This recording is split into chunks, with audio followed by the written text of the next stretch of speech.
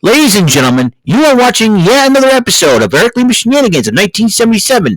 It's Monday night, and you know what that means. It's time for your weekly WWE Monday Night Raw Event Center report. And now here is the man to give you that report, Mr. Eric M. Lima.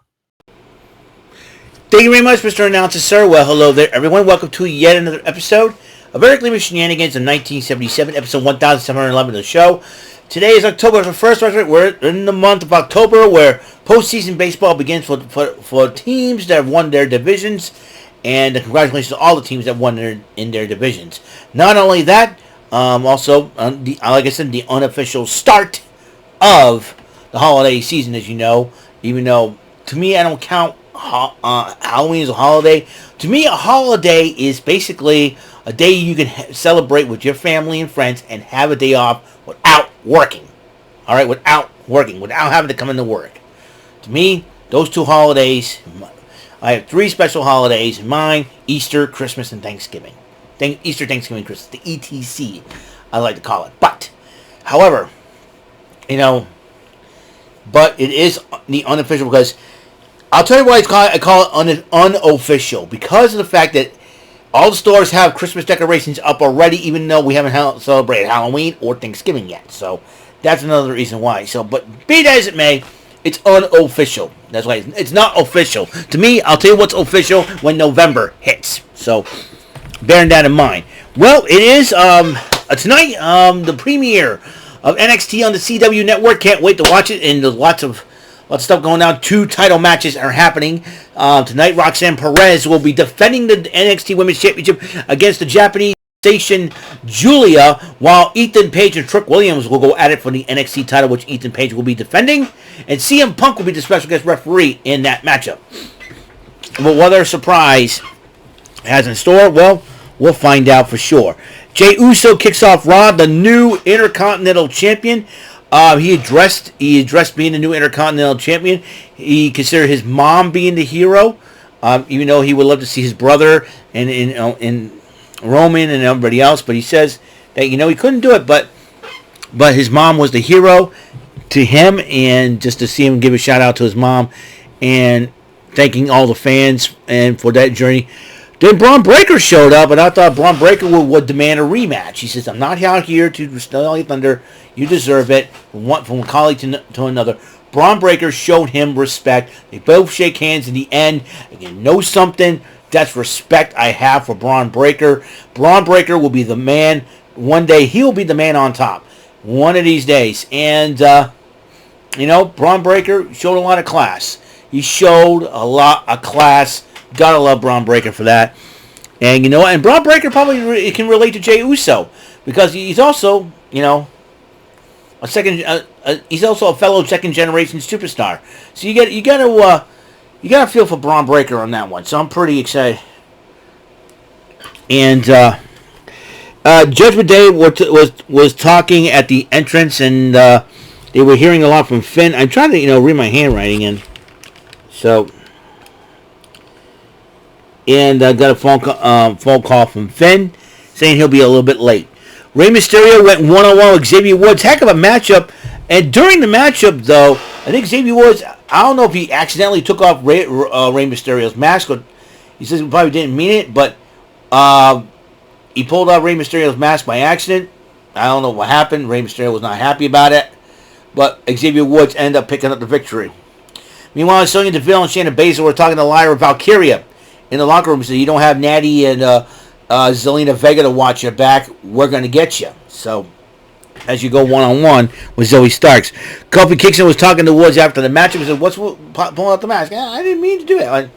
And then I think in the background you see Karrion Kross kind of like listening in on the conversation, I think. Here's the deal. Kofi Kingston said, Jey Uso offered me a chance in the Intercontinental title, but I told him, no. I'm going to let Xavier Woods have a shot at it. So I told him, hey, listen, I'll give you the shot at the Intercontinental title. Xavier Woods, excited about it. So, but more on Karrion Kross. I have to admit. Lyra Valkyria went one-on-one with Zoe Stark, and Sonya Deville and Shayna Baszler got involved during the matchup, giving Stark the victory. But then the Pure Fusion Collections had to continue to attack Valkyria until the returning Kaden Carter and Katana Chance came out. Katana Chance wearing a face mask after getting her face busted up by Shayna Baszler. They want payback, and I'm sure they're gonna get it soon.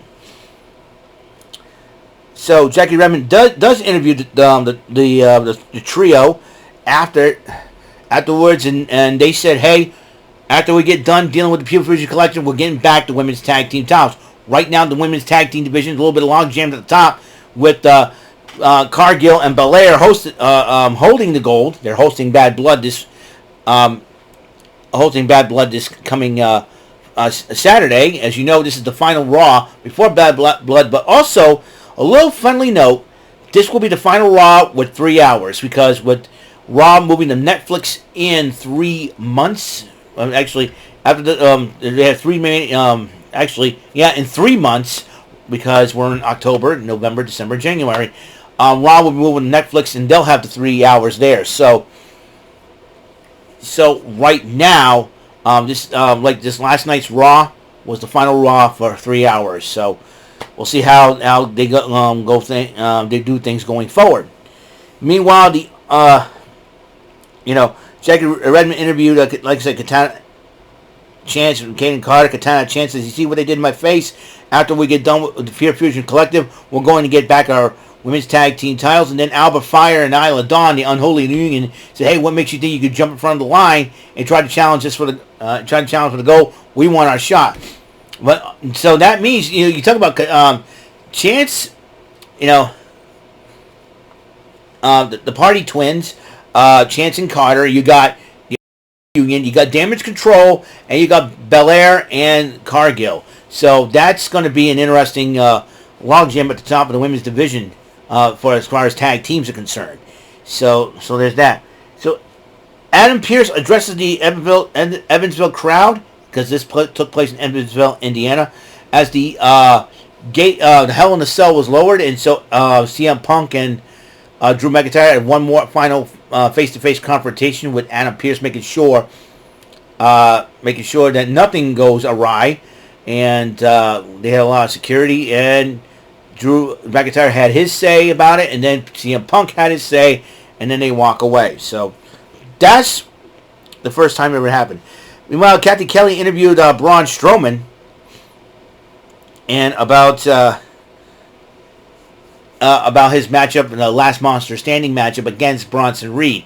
Miz interrupted him, saying, "Hey, listen, listen, Kathy, I'll take this." And Miz, hey, this was supposed to be my match, and then Braun was trying to explain that to him until the returning R-Truth shown up. I said, "Hey, it's great to see you guys again. And are you okay? You survived 5 tsunamis." "Yeah, but I'll be all right." And he goes, I put us in. He talks. Then R-Truth talked to Miz. Hey, we gotta get back on the track. We gotta get back those tag team titles. So we got a team named AOP. AOP? You mean AOP? Authors of Pain? Yeah. We're gonna be back, and it's awesome. And then Miz is not interested in this. It seems like a little bit more on this. A little bit more on this situation. And Kathy Kelly interviews Sami Zayn, who's still trying to get to Gunther to challenge him for the World Heavyweight title. And he says, I'm going to get my shot. I will get my shot, he says. Meanwhile, a 6-man tag, the LWO versus Judgment Day. The LWO with Joaquin Wilde, Cruz del Toro, and Dragon Lee facing the team of Carlito, Dominic Mysterio, and one half of the tag team champions in JD McDonough. And Liv Morgan and Finn Balor showing up to get involved in the matchup, costing the LWO the match to win.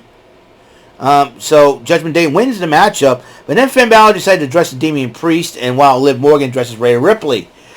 Rhea Ripley came out to address Morgan and Dom as they brought out the shark cage, and then Priest attacks the Judgment Day from behind. Here comes Rhea attacking both Liv Morgan and Dom, but in the end, Judgment Day won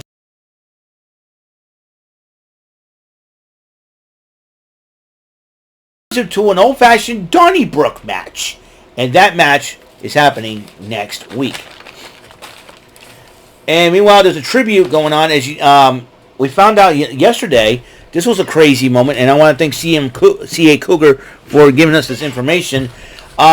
Pete Rose, of legendary baseball player Pete Rose, formerly of the Phillies, the Reds, and the Expos, ended up passing away at the age of 83 last night.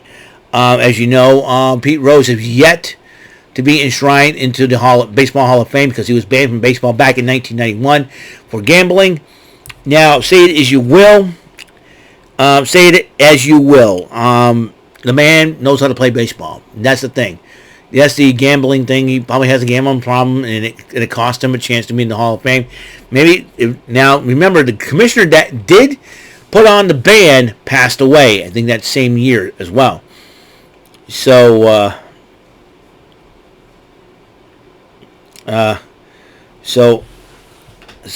rest in peace, Pete Rose. Damage Control. That would be the two remaining members who are not injured at the moment. Kairi Sane and Io Sky, addressing Cargill and Bianca Belair, say they will take the tag team titles. And as you know, if they do take those titles, you got Unholy Union and Katana Chance and Kate and Carter watching, and you know Pure Fusion Collective will be trying to go after the gold as well. As you know, also, the War Raiders, a.k.a. the Viking Raiders, make their return, and that could turn the tag team division upside down on Monday Night Raw. Meanwhile, Kofi Kingston went one-on-one with Chad Gable of American Made, and American Made and Xavier Woods tried to get involved during the matchup, and Xavier Woods, as Kofi Kingston went to go hit Trouble in Paradise, I think Xavier Woods did not see that and accidentally tripped up Chad Gable, but unfortunately, that caused Kofi Kingston the matchup, and Chad Gable picked up the victory. Jackie Redmond interviewed Bronson Reed about the last Monster Standing matchup, and Bronson Reed's determined to win that. Meanwhile, the Wyatt Six had a little, videotaped computer promo saying, "Do not force our hand." Who are they talking about? Who are they addressing now? We'll find out in the upcoming weeks. Meanwhile, Ilya Dragunov was injured in a match against Gunther in a live show. A bunch of leg injuries, torn ACL, out 6 to 9 months. We're going to miss the Mad Dragon. I'll tell you what, Dragunov, I was hoping he would wear some gold by the end of this year, but it doesn't look like it for the time being. 6 to 9 months. We're already in October right now, so I think we're talking about up till the summertime next year that Dragunov may end up returning, or later. So 6 to 9 months, basically. You got 2 months. Probably, during the summertime, he may end up returning. We get 2 more months of this year, and you add 7 months, that will be over to July. So we probably won't see him until possibly SummerSlam next year. We'll see what happens. Meanwhile, speaking of Gunther, he addresses Sami Zayn. Sami Zayn interrupts Gunther once again, and then I think Sami Zayn said something that pissed off Gunther, excuse my language, and ended up fighting it out, and then as he knocked him down, Gunther says, "You'll get your shot," and that match will happen next week. Meanwhile, Austin Truth went up against the Authors of Pain, and Karrion Kross and Scarlett and Paul Ellering surrounding around ringside, and then R-Truth was getting in trouble against the AOP until he finally tagged in The Miz, and The Miz was going to get going, and he turned around, kicked R-Truth, walked down the tag team match, took off the Awesome Truth shirt. Awesome Truth is no more, even though R-Truth does not believe so. R-Truth in his crazy mind, he thinks that Miz thinks that he's still with the Judgment Day, which unfortunately that is not the case. And it seems like Miz walked out of the match. Karrion Kross says, "I knew it all along." AOP picked up the pieces. They end up winning the matchup. So it's safe to say that I can start calling the Miz once again the love child of Fire Marshal Bill and the whammy from Pressure Luck. Kathy Kelly interviewed Gunther and Ludwig Kaiser, and as they were talking about Gunther finally getting a chance to defend his title, Braun Breaker stops by, interrupts Gunther, looks at the title. Looks like Breaker and Gunther one-on-one. I want to see that matchup. And then the last Monster Standing matchup between Braun Strowman and Bronson Reed. This was a wild matchup. They were beating the heck out of each other. And then finally, you got combined 710 pounds doing a superplex. Guess what happened? The ring imploded. Kaboom, the ring collapsed. But the match still going because it's the last monster standing matchup. The only way to win the matchup is somebody not responding to a count of 10. And as referee was counting, Braun Strowman's about to get up. Here comes the returning Seth Rollins. Curb stomp on his head on the stairs. Strowman gets up. Strowman wins the matchup thanks to Seth freaking Rollins. Am I excited? Yes, I am. Really proud of that. So, a couple of things in mind we need to bear up. Looks like we may have another. If Gunther retains his title against Sami Zayn, looks like Braun Breaker wants that championship. I would not be surprised. Breaker and Gunther, that will be a heck of a matchup. I can't wait for when that matchup. Let's get those two guys in the ring, those two big bulls, and let's get them on. And I think Bronson Reed will be going after Seth Rollins. What's next for Braun Strowman? I don't know. Braun Strowman will probably confront the Miz of what he did to R-Truth last night. Probably in Miz TV is tonight actually, so he's going to get booed right out of the building on NXT as he interviews the A-Town Down Under and Fraxium. We'll see what happens there. So I would not be surprised if Braun Strowman next week confronts Miz. And I saw what you did to Truth out there. What's up with that? You know, that's going to be something to be very interesting. Maybe R-Truth may have a new friend in Braun Strowman. Maybe they go challenge the Judgment Day for the tag team titles. Who knows for sure? You know what will happen after? You know what will happen after Bad Blood? We have fallout from Bad Blood. As you know, Bad Blood is this Saturday. So this is going to be, and like I said before, this is the last Monday Night Raw. Not only before Bad Blood, but the last Monday Night Raw. That is at a 3-hour time slot. It'll be down to 2 hours. Once they move over to Netflix, it'll be back to the 3-hour slot, which reminds me, I got to renew my Netflix subscription. You know, I got a couple of subscriptions to renew. One will be the Nintendo Online, Switch Online, and Netflix. So that's something I should look into. So, Breaker and Gunther for the World Heavyweight title. Sign me up. Now Jey Uso, technically the Usos New Day rivalry continues on with those two Jey Uso and Xavier Woods battling it out for the Intercontinental title next week. So 2 title matches next week on Monday Night Raw.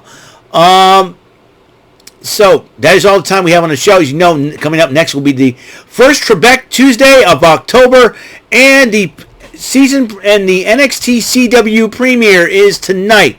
Like I said, 2 title matches on the line. Roxanne Perez will defend the women's title against Japanese sensation Julia, the Beautiful Madness. And Ethan Page will defend the NXT heavyweight title against Trick Williams with CM Punk as a special guest referee in that matchup. Will Drew McIntyre get involved? During Miz TV, will R-Truth and Braun Strowman confront the Miz? I don't know what the heck is going to happen tonight at NXT. There's rumors that a lot of surprises are happening. As you know, Nikita Lyons did return to ring action at a live NXT live show over the weekend as she teamed up with Dante Chen to win a mixed tag matchup. So it'll be very interesting to see where they go from there. All right, thank you for tuning in, and I will see you on the next episode of the show. Until the next episode comes rolling around, Mr. Announcer, please take us home. That is all for today's episode. This is your announcer speaking for Eric Lima Shenanigans of 1977. A Big Beefy E, doing for Bob Saget Productions, and in association with a Raven Bofa Telepictures and Distribution. Thank you for watching today's episode. Tune in next time for another episode of Eric Lima Shenanigans of 1977. Goodbye for now.